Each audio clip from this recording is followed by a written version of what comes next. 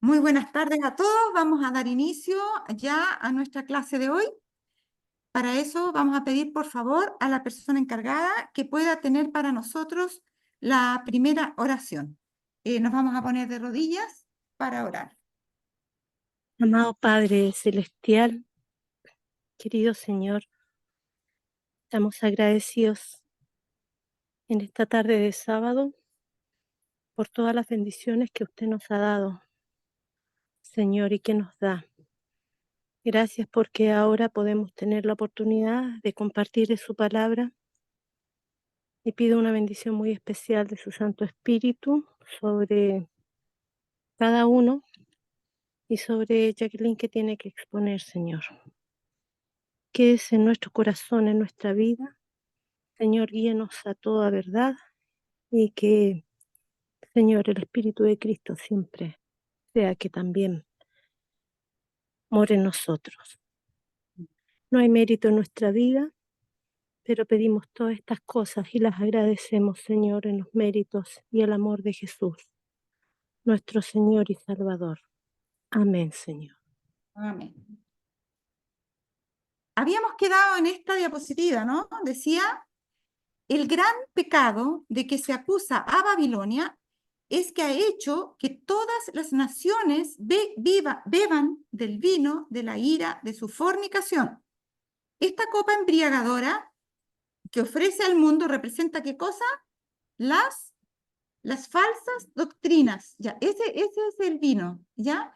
Las falsas doctrinas, y estuvimos viendo mucho de eso, vimos, ¿no es cierto?, cómo este poder blasfemo se levantó en contra de Dios mismo y luego de eso llenó de la iglesia de falsas doctrinas, escondió la Biblia y la gente se quedó con el error. Entonces, esta copa embriagadora que ofrece al mundo representa las falsas doctrinas que ha aceptado como resultado de su unión ilícita con los magnates de la tierra. O sea, hay intereses que nosotros no los vemos, pero están ahí, el poder. ¿Ya? Y sabemos que justamente este poder religioso surgió por el apoyo del poder terrenal de los reyes, ¿no? Francia curiosamente fue la que le dio el poder para que pudiera tener un poder civil, digamos, y después misma Francia fue quien le quitó el poder, ¿ya? Le cortó la cabeza, por decir de alguna forma, o le hirió de herida mortal. Roma, dice, le negó la Biblia al pueblo, ¿ya? Y ese es lo más grave que se puede haber cometido, porque cualquier otra cosa, los mártires, no importa, murieron, pero murieron en la luz y murieron en esperanza. Pero cuando le quitamos a la gente la luz, le quitamos la esperanza, quitamos la vida eterna, le quitamos todo. Y lo que hizo este poder fue justamente negarle la Biblia al pueblo y en su lugar enseñó sus propias doctrinas. Y dice, y exigió que en su lugar todos aceptasen sus propias enseñanzas. Ahora, con respecto a la venida de nuestro Señor Jesucristo, y estamos leyendo ahora Tesalonicenses, que lo puse aquí porque quiero que vamos a conectar con otra cosa. Con respecto a la venida de nuestro Señor Jesucristo, no os dejéis, me salté algunos pedacitos donde están los puntos suspensivos para que no nos distraigamos del objetivo que quiero que veamos. Ya, no os dejéis mover fácilmente en el sentido de que el día del Señor está cerca, pues no vendrá sin que antes venga, ¿qué cosa? La apostasía. Y la apostasía se está refiriendo a un periodo de apostasía de la iglesia, no a la apostasía de algunos miembros, sino que el periodo de apostasía de la iglesia. Y se manifieste el hombre de pecado, el hijo de perdición, el cual se opone y se levanta contra todo lo que se llama Dios o es objeto de culto, tanto que se sienta en el templo de Dios como Dios, haciéndose pasar por Dios. Y eso es el resumen de todo lo que vimos, ¿verdad? Dice, y entonces se manifestará aquel impío o inicuo, dicen otras versiones, a quien el Señor matará con el espíritu de su boca y destruirá con qué? Con el resplandor de su venida. Si el Señor lo va a destruir con el resplandor de su venida, ¿hasta cuánto va a durar ese inicuo? ¿Hasta cuándo iba a durar? hasta que Jesús venga. Sin embargo, sabemos que su periodo de supremacía está suspendido, por decirlo así, porque sufrió una herida mortal. Pero decía que sí había ejercido, porque aquí decía, miren, decía aquí que iba a venir esa apostasía, se iba a manifestar, dice lo que iba a hacer y que lo hizo, y entonces se manifestará aquel impío. Entonces, ¿qué pasa? Que resulta que todo esto que hizo, al final va a tener que durar hasta la segunda venida y va a tener que ser destruido. Pero quiere decir que esta apostasía de la que está hablando aquí va a durar también hasta la segunda venida. Y también sus persecuciones que se van a reanudar cuando ocurre el sanamiento de la herida, ¿ya? Ahora, mira, veamos lo siguiente. Aquí quiero que vayamos conectando con el libro de Daniel, capítulo 9, versículo 27.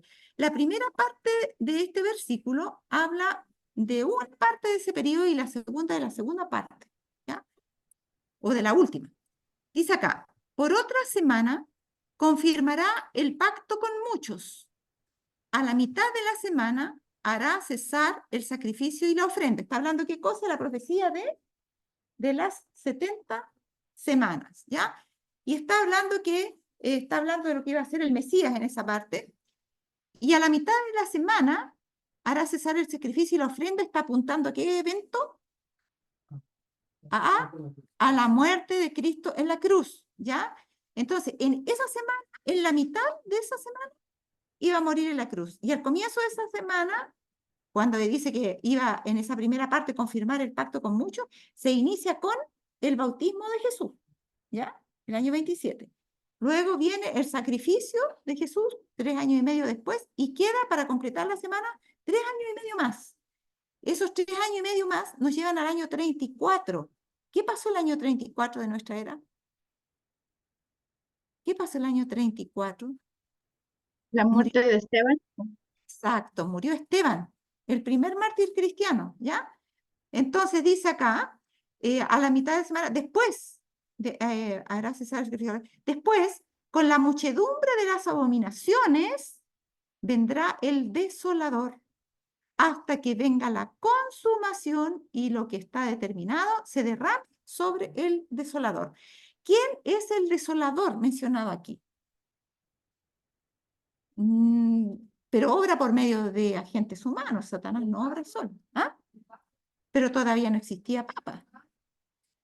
Así es que es el poder que se iba a levantar para la destrucción de Jerusalén y que iba a acabar con el templo y que con todo el pueblo judío que mató a Jesús. Era el tiempo de retribución, ¿sí? ¿Ah? Roma, Roma.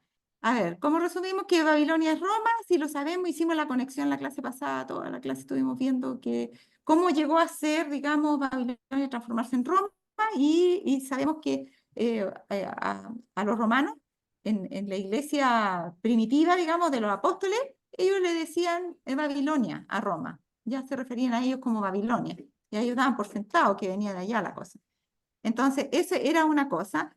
Y la confirmación del pacto es, en el fondo, el Señor iba a, digamos, entablar, porque el pacto había sido roto por muchos, pero el Señor venía para hacer su parte en el cumplimiento del pacto y todos los que quisieran creer en el Señor iban a entrar o afirmar, o confirmar su pacto y otros iban a recién hacer el pacto, ya con el Señor, ¿ya? Y en la mitad de la semana el sacrificio, y después, con la muchedumbre de las abominaciones, vendrá el desolador. Y dice, hasta que venga la consumación y lo que está determinado se derrame sobre el desolador. Porque dijimos desolador es la invasión para acabar con Jerusalén. La destrucción de Jerusalén en el año 70, dice, vendrá el desolador hasta que venga la consumación. Y lo que está determinado se derrame sobre el desolador. O sea, el desolador, que es Roma, o en este caso vendría siendo después el papado, iba a tener que también recibir una retribución final. Es lo que vamos a ver en la diapositiva que viene, porque ese poder va evolucionando y llega a ser el papado del tiempo del fin, ¿ya? En los 1260 años, reina supremo ahí como papado, y después al final, ¿no es cierto?, va a tener que también recibir algo que está preparado para él. Miren, aquí habla un poco más y nos empieza a introducir más sobre esto. Dice, por tanto, cuando veáis en el lugar santo la abominación desoladora de que habló el profeta Daniel, el que le entienda, y nos está direccionando a Daniel, que hablamos recién, ¿ya? Y esa abominación iba a estar en el lugar santo. ¿A qué se refiere con el lugar santo? ¿Ya? Tenemos que saber que el Señor, si ustedes ven en Hebreos, miren, no lo puse, pero Hebreos para que ustedes vean un poquito. Bueno, en todo caso, en Hebreos sí, 13 habla de que el Señor padeció fuera de la puerta. ¿A qué se refiere que padeció fuera de la puerta? La cita dice que padeció fuera de los límites de Jerusalén, ¿ya? Y hablando de la puerta, está haciendo una referencia simbólica a la puerta del santuario, de la entrada, digamos. Padeció fuera de la puerta de Jerusalén, pero padeció fuera de las puertas del santuario. Porque miren lo que dice acá. A ver, Hebreos es el 13, 11 al 13, dice lo siguiente, porque los cuerpos de aquellos animales cuya sangre a causa del pecado es introducida en el santuario por el sumo sacerdote, son quemados fuera del campamento, por lo cual también Jesús, al santificar al pueblo con su propia sangre padeció fuera de la puerta. Salgamos pues a él fuera del campamento llevando su vituperio, ¿ya? Porque no tenemos aquí su ciudad permanente. Y hay un comentario ahí del Espíritu de Profecía, y dice así, así como Adán y Eva fueron desterrados del Edén por transgredir la ley de Dios, así también Cristo debía sufrir fuera de los límites del lugar santo, ¿ya? Murió fuera de la puerta donde se ejecutaba a los criminales y asesinos.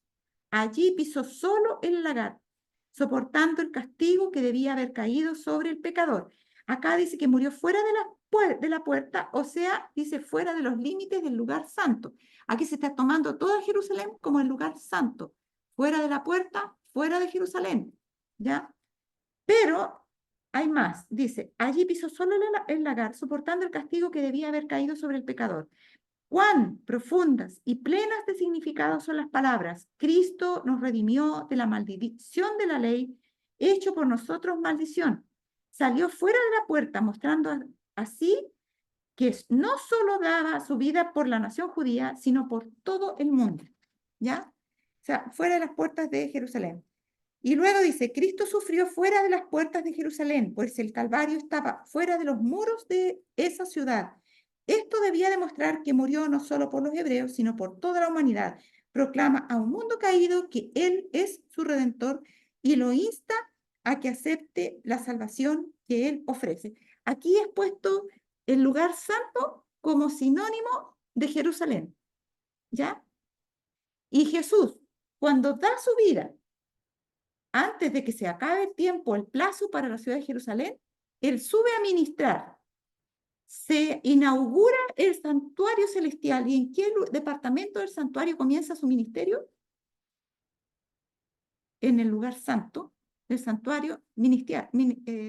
Y empieza a ministrar no solo por Jerusalén, sino por toda la humanidad en este mundo, por todo el mundo cristiano que iba en crecimiento. ¿Ya?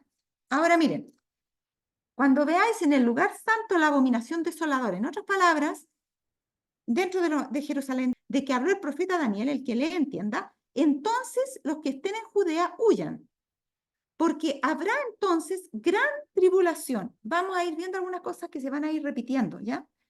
Por eso yo subrayé aquí, gran tribulación, ¿ya? Habrá gran tribulación, cual no ha habido desde el principio del mundo hasta ahora, ni la habrá. Se está refiriendo a solo esa abominación que hubo en la destrucción de Jerusalén, o se está refiriendo a otra tribulación, al tiempo del fin. ¿Qué nos hace entender que es el tiempo del fin? Entonces, porque habrá entonces gran tribulación, la cual no ha habido desde el principio del mundo hasta ahora, ni la habrá. Ni la habrá. ¿Se fijan? O sea, la única tribulación que no tiene igual, no hay parangón, que es la más grande de todas, es la final. que es el tiempo de angustia final. Por lo tanto, el Señor está enlazando aquí la destrucción de Jerusalén con la destrucción final del mundo, y está hablando del lugar santo, ya un lugar santo, y vamos a ver todavía más detalles sobre eso, y está hablando de esa gran tribulación que hace conexión con la gran tribulación final. Y si aquellos días no fuesen acortados, nadie sería salvo, mas por causa de los escogidos, aquellos días serán acortados. Ahora miren a qué se refería con esa abominación en el lugar santo, ¿ya? Porque eso es un símbolo de la última abominación en el lugar santo final. Abominación al respecto, vamos a ver. Una cita acá dice: los judíos no hicieron más imágenes después de su largo cautiverio, ¿ya? Después de que estuvieron en Babilonia, no hicieron más imágenes. Llamaban abominación a la imagen que ostentaban las insignias o estandartes romanos. O sea, igual como dice que ellos le llamaban Babilonia a Roma, también le llamaban abominación a las insignias o estandartes de los romanos, ¿ya? Especialmente cuando esos emblemas eran colocados en un lugar prominente para ser reverenciados. Para ellos eso era una abominación. Consideraban que esa reverencia era una violación del segundo mandamiento. Cuando la insignia romana fue erigida en el lugar santo del templo, aquí en este caso, no de la ciudad, la consideraron como una abominación. Cuando es invadido Jerusalén, es rodeada y cercada de ejércitos, cuando viene antes de Tito, la primera en que se retiran, para que, a ver, ¿cuál fue el primero? Cestio Galo, cuando vino a invadir primero él rodeó la ciudad. Y lo que hicieron ellos, porque iban a tomar Jerusalén, fue que se inclinaron y sus estandartes tenían las insignias romanas. Y se inclinaron, como lo hacían cada vez que iban a una conquista, se pusieron de rodillas en señal de reverencia frente al estandarte que tenía la imagen, ¿no es cierto?, de reverencia a Roma. Y de esa manera ellos consagraron lo que iban a tomar a el dios de Roma, ¿ya? Entonces, eso dice que cuando la insignia fue erigida en el lugar santo del templo, la consideran como una abominación. Pero eso ocurrió, lo que les estoy diciendo yo, y acuérdenme, cóbrenmelo para ponérsela la cita, se las puedo mandar a WhatsApp, de cuando invadieron Jerusalén, hicieron eso mismo, y se hincaron los soldados, y allí, ¿no es cierto?, adoraron al dios de los romanos, pero ahí hubo una señal que hizo que Sergio Galo retrocediera, dejaron el sitio que estaban haciendo, y como los judíos creyentes habían visto la señal, ellos huyeron. Y ellos no murieron hasta cuando vino después Tito y tomó la ciudad, ¿ya? Pero esa era la abominación. Ahora, van a haber alguna, o sea, hay, pero digamos primero, alguna asociación simbólica entre esto que ocurrió, la destrucción de Jerusalén, que era el lugar santo, a la destrucción de la Jerusalén espiritual, que es el lugar santo de Dios al fin del tiempo. ¿Hay alguna similitud? ¿Va a tener que ver algo esa insignia romana con algún evento en el tiempo final? ¿Hay algún paralelo a algo que ustedes puedan distinguir allí? Bueno, cuando hablaba de la destrucción, Mari, ya sabes. cuando ¿Ya? hablaba de la destrucción final, llegaron los romanos, los estandartes portaban un águila, las águilas de Roma. Sí, Y Estados Unidos, su moneda o su puesto oficial, es un águila. sí, también, también. Muchas gracias por ese aporte. ¿Ya? Bienvenido. ¿Alguna otra cosa más que podamos decir? Sí, ¿alguna otra cosa? Bueno, sabemos que en ese... Sí, La ley dominical. sí, la ley dominical, exactamente, Pamela. Sabemos que ahora el signo de la adoración de Roma, del papado, es ¿qué cosa? Y lo vimos en todas las diapositivas pasadas. Decía que era una señal de sumisión a su poder y era, por tanto, un acto de adoración. ¿Qué cosa? La observancia del día impuesto por Roma por sobre el día impuesto por Dios.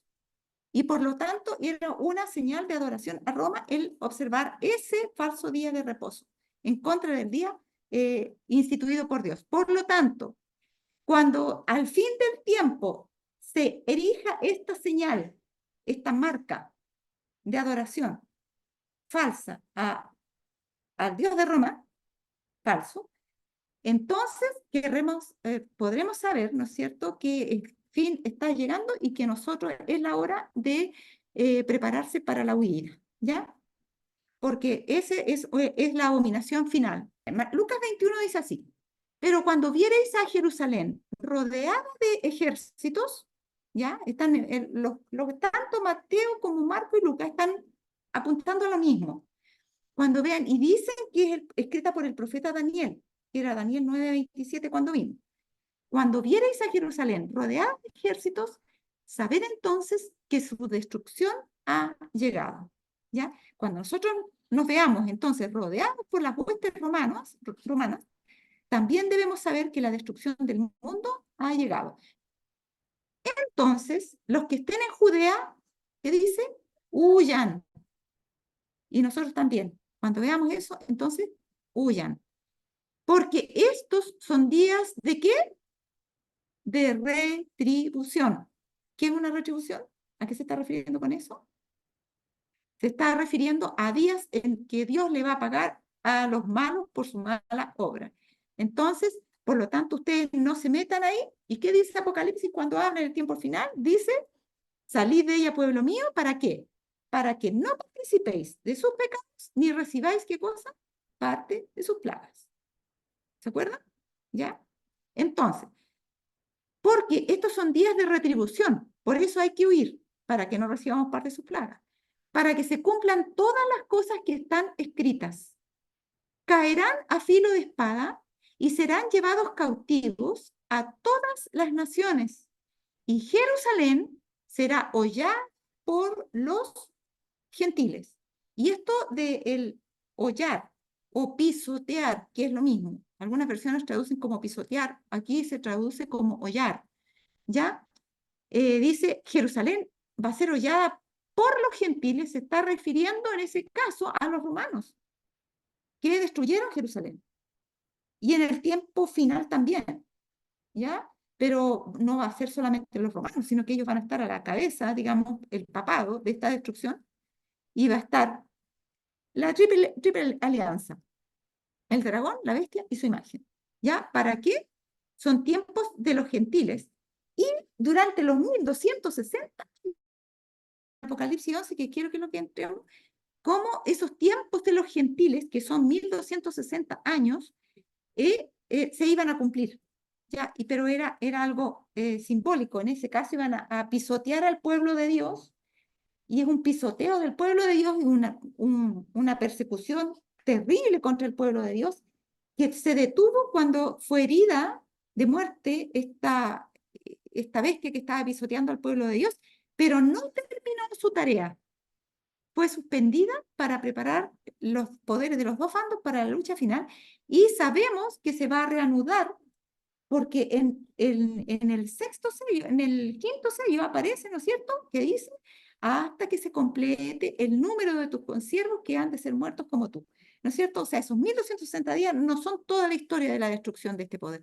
Se va a reanudar en el tiempo del fin. Entonces, esto conecta con el tiempo del que se inicia cuando se destruye la Jerusalén literal, nos ponemos en la Jerusalén espiritual, y en el caso de la Jerusalén espiritual, durante 1260 años, fue atacada por este poder blasfemo, pero no ha terminado, va a terminar al fin. Y a eso se le llama los tiempos de los gentiles. Jerusalén será hollada por los gentiles hasta que los tiempos de los gentiles sean cumplidos. Entonces, cuando se termine ese tiempo, habrá señales en el sol, en la luna y en las estrellas y en la tierra, angustia de las gentes. Esa es la tribulación, esa angustia, la angustia final. Hay un paralelo entonces entre la Jerusalén literal, la destrucción, digamos, la invasión, el pisoteo, el hollar la ciudad de Jerusalén literal, con el hollar la ciudad espiritual. Ocurrió durante 1260 años, pero no ha terminado y va a consumarse en la Jerusalén espiritual del tiempo del fin. ¿Sí? ¿Se entiende por ahí? ¿Ya? Entonces, el pisoteo de la ciudad de Dios no ha terminado. Se va a completar en el tiempo del fin hasta que venga la consumación, como decía adelante. Ahora miren, Marcos 13 también tiene algo que decir al respecto. Dice, el que perseverare hasta el fin, este será salvo. Mas, cuando viereis la abominación desoladora de que habló el profeta Daniel, que estará donde no debe estar, el que le entienda, entonces los que estén en Judea huyan a los montes, ¿ya? Nuevamente, está hablando de perseverar hasta el fin, está haciendo una mezcla entre el fin del mundo y entre el fin de Jerusalén, ¿ya? Y hay una conexión del fin de la Jerusalén literal con el fin de la Jerusalén espiritual. Ahora dice, porque aquellos días serán de tribulación cual nunca ha habido desde el principio de la creación que Dios creó hasta este tiempo ni habrá. A ver, ¿qué dice ahí?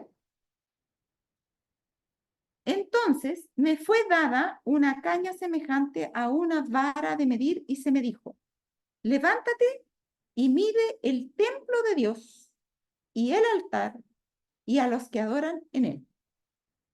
¿Ya? Entonces, ¿qué es lo que sería el templo de Dios, el altar? ¿Y qué serían los que adoran en él? Los que adoran en él son los hijos de Dios, ¿ya? El templo de Dios, y ahí no les puse, pero templo en Apocalipsis, en todos los lugares de Apocalipsis, templo es naos, y se refiere al santuario celestial. En todos los lugares de Apocalipsis, ustedes buscan en la concordancia Strong, en todos los lugares que aparece la palabra templo en Apocalipsis, es naos y se está refiriendo al santuario celestial, no a otra cosa. Entonces, lo que va a medir Juan es el santuario, ocurre esa medición en el santuario celestial. Cristo pasó al lugar santísimo, ¿ya? Y se habla de una nueva apertura del templo, dice en el libro Conflicto de los Siglos. El templo se abrió nuevamente y vio ella el lugar santísimo. Y allí comienza un trabajo de medición. La vara, en este caso, es para medir, ¿ya? Y medir significa evaluar. Entonces se está midiendo el templo, que es la iglesia, se está midiendo el altar, que es el culto de los hijos de Dios, y se está midiendo la sinceridad del culto a los que adoran en ese templo. Ahora, dice, hay la cita que les he leído otras veces de Apocalipsis 11, donde nos detalla un poco más sobre la medición del templo. Dice, el gran juicio se ha estado llevando a cabo, y esa es la medición que se hace, y desde hace algún tiempo. Ahora el Señor dice, mide el templo y a los que adoran en él. Mientras recorréis las calles haciendo vuestros negocios, recordad que Dios os está midiendo. El templo y los que adoran son sinónimos en cierta forma, porque el templo contiene a los adoradores. ¿Se fijan? Entonces, está midiendo a la iglesia y a los que adoran en la iglesia. La está evaluando y está en una obra de juicio. Dice, mientras recorréis las calles haciendo vuestros negocios, recordad que Dios os está midiendo. Mientras desempeñáis vuestros deberes en el hogar, mientras conversáis, Dios os está midiendo. Recordad que vuestras palabras y acciones están siendo fotografiadas en los libros del cielo, así como el artista reproduce el rostro en la placa pulida. Esta es la obra que se lleva a cabo, medir el templo y a los que adoran en él, para ver quiénes permanecen firmes en el último día. Ya, entonces, cuando Juan está hablando de medir el templo y a los que adoran en él, ¿se está refiriendo a quiénes? A los que van a permanecer firmes en el último día. Si van a permanecer firmes porque están vivos, no porque están muertos. Entonces se está midiendo, en este caso, se está midiendo a la gente que está viviendo desde el juicio investigador en la tierra, en adelante. Y dice acá, para ver quiénes permanecen firmes en el último día. Pero esa medición también está siendo hecha ya no anotando lo que están haciendo, sino revisando lo que hicieron los muertos del pasado. ¿Sí? Pero también a la vez que se revisa lo que hicieron los muertos en el pasado y ver si ellos realmente se arrepintieron de sus pecados o no, para ver si sus nombres permanecen o no en el libro de la vida, a la misma vez Dios está midiendo el templo de los vivos, digamos. ¿Ya? Por eso esa obra decimos que es solemne, porque Dios está purificando un pueblo para sí. Y eso significa que Él nos está dando todas las oportunidades para que podamos salir bien evaluados en esa medición. Ahora dice, los que permanezcan firmes tendrán una cómoda entrada en el reino de nuestro Señor y Salvador Jesucristo. Cuando hagamos nuestra obra, recordemos que hay uno que está observando el espíritu con que la estamos haciendo. Para Dios es más importante el espíritu con que hacemos las cosas que las cosas que hacemos. ¿Ya? No haremos que el Señor nos acompañe en nuestra vida cotidiana, en nuestra obra secular y en nuestros deberes domésticos. Entonces debemos abandonar en el nombre de Dios todo lo que no es necesario, todas las murmuraciones y visitas inútiles, y presentarnos como siervos del Dios viviente. Ya, entonces, vamos por partes. Aquí dijimos que cuando se le da la caña, eso significaba una vara para medir, era porque iba a ser medido el templo de Dios. Luego dice, y vamos viendo aquí, el templo de Dios, sabemos que es el naos, que es el santuario, lo que está aquí adentro. Aquí adentro tenemos el lugar santo en la primera porción y el lugar santísimo más pequeño. Cabrían como dos lugares santísimos exactamente dentro del lugar santo. Esa es la proporción del tamaño. ¿Ya? El santísimo es más pequeño acá. Tal vez en cierta forma también nos representa el tiempo que dura el trabajo de Cristo en cada uno de esos dos departamentos. Ahora, miren, todo lo que está alrededor es el atrio. Ahora, en el atrio estaba el lavacro, la fuente del lavacro, y estaba el altar del sacrificio. ¿Ya? El pueblo se congregaba y podía entrar a ofrecer sus ofrendas al atrio, pero no podía entrar al templo de acá. Pero espiritualmente hablando, nosotros podemos ahora entrar al templo del cielo. Ya no está este templo en la tierra, está el templo en el cielo y podéis, según Pablo dice, podemos ir directamente al trono de la gracia. Pero miren, dice aquí, pero el patio que está fuera del templo, ya sería esta parte, este es el patio, el atrio, que está fuera del templo, déjalo aparte y no lo midas, porque ha sido entregado a los gentiles. Y ellos hollarán la ciudad santa 42 meses. ¿Y cuánto dijimos? ¿Cuánto tiempo son 42 meses? 1260, ¿qué? Días proféticos que son literalmente 1260 años, literales. Ya, entonces ese patio, que es lo que está aquí, que es el atrio, ese dice, ha sido entregado a los gentiles, ¿ya? Y ellos hollarán la ciudad santa 42 meses, ¿ya? Entonces,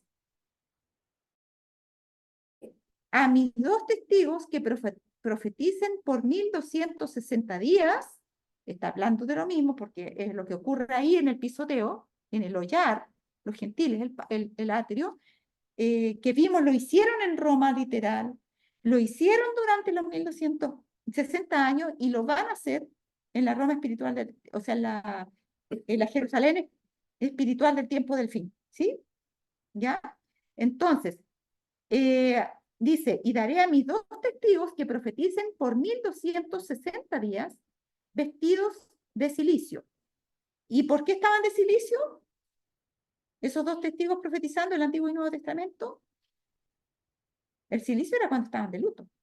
¿Por qué estaban profetizando de silicio? Porque estaba prohibida la Biblia. ¿Ya? Recién hemos visto la diapositiva que decía que Roma le negó la Biblia al pueblo. Y dice, estos testigos son los dos olivos y los dos candeleros que están ahora sí, en pie, delante del Dios de toda la tierra. Miren, aquí tenemos los dos olivos, ¿ya? Los dos olivos, Antiguo y Nuevo Testamento, los dos candeleros, ¿ya? Que están en pie delante del Dios de toda la tierra. Y fíjense en algo más. Tenemos aquí, y lo va a decir ahora, ya, espérese. Lo va a decir, pero no va a mencionar los nombres.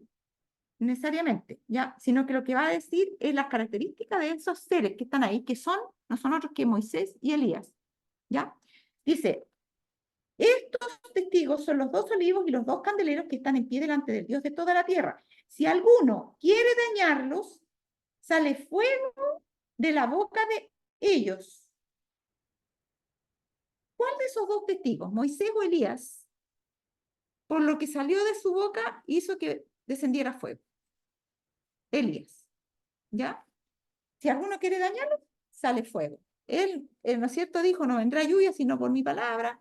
Y cuando fue, digamos, el pueblo, la decisión del pueblo que se tomó para ver quién estaba de parte de Dios y quién no, los profetas de Baal, en este caso representando ese poder también apóstata en el tiempo del fin, ¿no es cierto?, ellos erigieron su propio altar para que su Dios mandara fuego.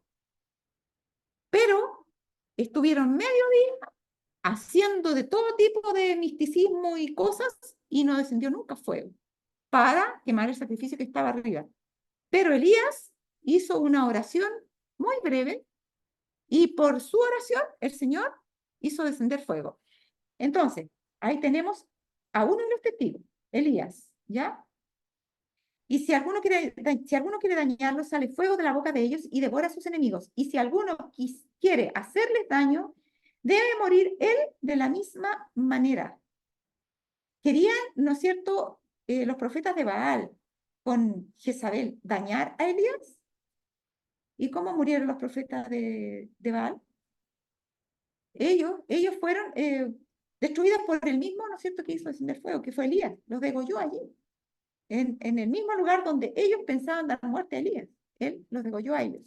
Estos tienen poder para cerrar el cielo, a fin de que no llueva en los días de su profecía. Y tienen poder sobre las aguas para convertirlas en sangre. Primero, cuando Elías dijo, y no habrá lluvia sino por mi palabra, ahí está aludiendo a él, ¿ya? Y tienen poder sobre las aguas para convertirlas en sangre. Moisés, ¿no es cierto? Y para herir la tierra con toda plaga cuantas veces quieran. ¿Cuántas veces cayeron las plagas? 10 veces, por la boca de Moisés. Ahí, entonces, estos testigos representan la palabra de Dios que fue dicha en tiempos del Antiguo Testamento, conduciendo, digamos, y librando a su pueblo por boca de Moisés y de Elías. Elías representando, ¿no es cierto?, también, o sea, Moisés primero, ¿no es cierto?, el tiempo que fueron dados los 10 mandamientos. Estos candeleros eran los que estaban dados para iluminar al mundo. Por eso que en el 4.º mandamiento decía, acuérdate del día de reposo, porque el día de reposo ya existía desde la creación. Sin embargo, Moisés, Dios le dio las tablas de la ley para que ese día de reposo ahora fuera nuevamente ensalzado ante el mundo, ¿ya? Y después tenemos a Elías, que representa a Juan Bautista, pero también representa al Juan Bautista final. Y la hermana se representa a sí misma como el Juan Bautista del tiempo del fin, ¿ya? Y ella, entonces, es representada también ella como Juan Bautista del tiempo del fin, y el pueblo que da la última amonestación con los escritos completos de la revelación de Dios, incluyendo los del Espíritu de Profecía y los de la Biblia, representan a Elías final, ¿ya? Entonces podríamos decir en cierta forma que tenemos a Moisés, Antiguo Testamento, y a Elías, Nuevo Testamento, ¿ya? Así es que miren, dice, estos tienen poder para cerrar el cielo a fin de que no llueva en los días de su profecía, y tienen poder sobre las aguas para convertirlas en sangre y para herir la tierra con toda plaga cuantas veces quieran. Cuando hayan acabado su testimonio, la bestia que sube del abismo hará guerra contra ellos y los vencerá y los matará. ¿Cuál es la bestia que sube del abismo? ¿Cuál es la bestia que sube del abismo? Miren, primera cosa, los poderes malos suben del abismo. Cada vez que algo sube del abismo, que el abismo representa el sepulcro, ¿no es cierto? O sea, dejó de estar muerto, tomó vida, cobró protagonismo. Entonces, es una resurrección, es un subir del abismo. Y aquí hay un poder que resucita. que sube del abismo, ¿ya? Entonces, cuando hayan acabado su testimonio, la bestia que sube del abismo hará guerra contra ellos y los vencerá y los matará. Sabemos que toda manifestación del diablo, diabólica, cada vez que él toma el control, como en los 1260 años que se le dio permiso para tomar el control de la humanidad, es una subida del abismo. Y el espíritu de profecía, hablando de este subir del abismo, mire, vamos a ver primero una cita que nos habla de qué significa eso, subir, en Testimonios para los Ministros, la página 37. Mire, dice así, aquí sobre eso de subir del abismo. Agentes satánicos en la mitad del párrafo del párrafo primero que se ve ahí, la página 37, que viene de la página 36, dice, agentes satánicos que proceden de abajo. ¿Dónde está el abismo? ¿Arriba o abajo? Abajo. Agentes satánicos que proceden de abajo han inspirado a los hombres a unirse en una confederación del mal. Si provienen de abajo, esos agentes satánicos, ¿de quién provienen? De Satanás, que está impedido de actuar, pero cuando Dios lo permite, inmediatamente sube. Y dice que esos inspiran a los hombres para formar una confederación del mal, para complicar la situación del pueblo de Dios, persiguiéndolo y causándole grandes sufrimientos. ¿Se fijan?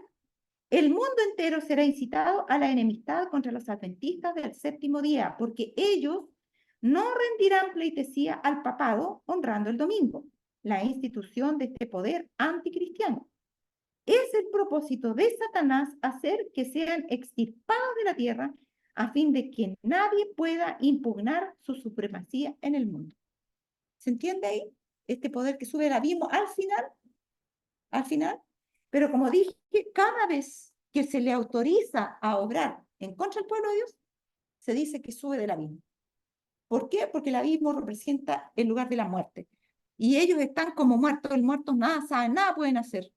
No tienen participación sobre lo que están en pie. Pero cuando Dios les autoriza, estos suben y empiezan a incitar, formar una confederación contra el pueblo de Dios para complicarle la vida a los hijos de Dios y para perseguirlo.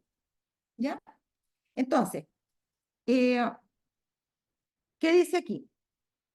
Cuando hayan acabado su testimonio, dice, a ver, espérense, su testimonio, la bestia que sube del abismo hará guerra contra ellos y los vencerá y los matará. ¿Y aquí qué tenemos? Tenemos la quinta trompeta, que es la Revolución Francesa en 1789. Tenemos el primer ay, que es ese. Es una reacción de rebelión contra la religión corrompida. O sea, ellos se dieron cuenta que esa religión que había sido adorada en todo el mundo durante los 1260 días, había hecho cosas terribles, de las cuales ellos se aburrieron y se colmaron y ya no quisieron más a ese poder. Entonces ellos se rebelaron contra ese poder y le dieron muerte, pero le dieron muerte porque ellos antes habían dado muerte a los dos testigos. Y es una reacción. Mire, si alguno lleva en cautividad, va en cautividad. Si alguno mata a espada debe ser muerto. Quiero anticiparles con esto que luego de lo que estamos viendo va a venir una contraofensiva. Lo que estamos viendo cuando se matan estos dos testigos es el poder blasfemo que está operando, que destruye la Biblia, que le hace la guerra, que la mata, pero va a venir la quinta trompeta. Y esta trompeta va a hacer todo lo contrario, va a acabar o darle una herida mortal a ese poder blasfemo, ya la va a llevar en cautividad, la va a matar a espada, porque ella dio muerte a estos dos testigos que representan el Antiguo y Nuevo Testamento. ¿Ya? Ahora miren, el freno, dice, del Espíritu de Dios le fue quitado al pueblo que había despreciado el don de su gracia. Se permitió al mal que llegase a su madurez y todo el mundo pudo palpar las consecuencias de este rechazamiento voluntario de la luz. ¿Ya? Entonces, en la cuarta trompeta hubo un rechazamiento voluntario de la luz. Ya lo hicieron la iglesia en primer lugar, y algunos poquitos hubo fieles, pero en general la gente le daba más crédito a sus dirigentes religiosos que a esos poquititos que andaban en la oscuridad tratando de predicar. Por eso es que no podían alcanzar a mucha gente, y mucha gente tuvo que morir. La guerra que se hizo en Francia contra la Biblia durante tantos siglos llegó a su mayor grado en los días de la Revolución, ¿ya? Esa terrible insurrección del pueblo no fue sino resultado natural de la supresión que Roma había hecho de las Sagradas Escrituras. Fue la ilustración más elocuente que jamás presenciara el mundo de las maquinaciones de la política papal y una ilustración de los resultados hacia los cuales tendían durante más de 1000 años las enseñanzas de la Iglesia de Roma. Entonces, ahí quedó muy claro que Roma, teniendo el poder en sus manos, ¿no es cierto?, habiendo subido del abismo, habiendo hecho de la suya y habiendo matado a estos dos testigos, el mundo le pasó todo lo contrario. Lo mismo que pasó en la cruz, quiso matar a Cristo para matar, para acabar con su doctrina, y lo que hizo fue ensalzar la doctrina de Cristo y surgió el cristianismo. Acá quiso matar a los dos testigos, a la Biblia, y es verdad que al final le dio muerte, pero ¿por qué? Porque la gente, o sea, toda la gente esta que le dio muerte a la Biblia, que estaba hastiada de esa Biblia mal interpretada que le daba este poder, esta gente se volvió en contra de todo, se volvió atea, no quiso Biblia, no quiso nada. Entonces el mundo se dio cuenta que esa no es la solución. Para ser libre no hay que estar sin ley y sin Biblia. Para estar libre hay que estar en armonía con Dios. Entonces, los resultados de eso que Satanás estuvo haciendo por 1260 años y que finalmente culminó como el golpe de gracia, voy a destruir la Biblia, el mundo se dio cuenta que era lo más terrible que podía pasar. Y que los dos testigos nunca debieron haber sido muertos, porque esa fue una ilustración de los resultados hacia los cuales tendían, dice, durante más de 1000 años las enseñanzas de la Iglesia de Roma. ¿Ya? Así que al final fue una herida que se infligió ella misma. ¿Ya? Vamos a continuar un poquito más aquí con el texto nada más bíblico, para finalizar la primera parte del capítulo 11, que decía, cuando hayan acabado su testimonio, la bestia que sube del abismo hará guerra contra ellos y los vencerá y los matará. Y sus cadáveres estarán en la plaza de la gran ciudad, que en sentido espiritual se llama Sodoma y Egipto, donde también nuestro Señor fue crucificado. Yo creo que, a ver, no sé, no quiero pasarme de la hora, porque si no, no vamos a poder ir a lo que teníamos que hacer ahora. Y porque quiero darle algunos textos que nos están faltando para completar aquí lo que estábamos diciendo ya, y quiero tenérselos para la próxima clase y que pueda quedar más comprensible, ¿ya? Así es que vamos a dejar hasta ahí por la clase de hoy. Solamente decirles que el capítulo 11 está hablando de la suerte de los dos testigos, ¿no es cierto? Y de la muerte de los dos testigos, hasta el versículo 10, y del versículo 11 en adelante comienza la quinta trompeta en cierto sentido y la resurrección de estos testigos, ¿ya? Entonces, tiene más de una parte el capítulo 11, ¿ya? Vamos a dejar hasta ahí en la clase de hoy. Vamos a pedirle, por favor, a la persona encargada que pueda tener para nosotros la última oración. Vamos a pedirle que venga hasta aquí y nosotros nos vamos a arrodillar para tener nuestra última oración. Padre amado, bendito Señor, gracias te damos, Señor, por tus enseñanzas, por la oportunidad de poder escucharte, los mensajes que tú nos das, Señor, para poder vivir con sabiduría, Señor, y poder ayudar a aquellos que necesitan de ti. Gracias, Padre, te damos y te rogamos, Señor, tu bendición para que podamos llegar a casa también sanos y salvos. Bendito sea tu nombre, Señor, por los siglos de los siglos. Y en ti confiamos y esperamos, Señor. Gracias, Padre eterno, infinito amor, en el nombre de Jesús. Amén. Amén, Señor. Amén.